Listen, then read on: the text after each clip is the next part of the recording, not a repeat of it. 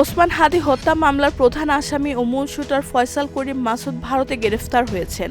বর্তমানে তাকে এবং মামলার আরেক অভিযুক্ত আলমগীর হোসেনকে আইনি প্রক্রিয়ার মাধ্যমে বাংলাদেশে ফিরিয়ে আনার প্রস্তুতি চলছে।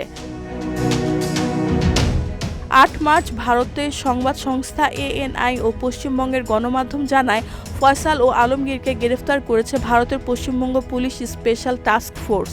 এদিকে সংশ্লিষ্ট সূত্র জানিয়েছে, এই দুই আসামিকে দেশে ফিরিয়ে আনতে প্রয়োজনীয় আইনি প্রক্রিয়া শুরু করেছে CID। বিশ্বস্ত সূত্রে জানা যায়, বাংলাদেশের প্রতিরক্ষা গোয়েন্দাদের দেওয়া সুস্পষ্ট তথ্যের ভিত্তিতে ভারতীয় কর্তৃপক্ষ অভিযান চালিয়ে তাদের আটক করে।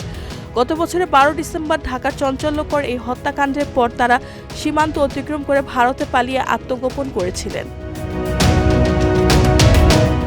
বিভিন্ন সূত্রে আরও জানা যায়, সম্প্রতি DGFI এর নবনিযুক্ত মহাপরিচালক ভারতে সফর করেন।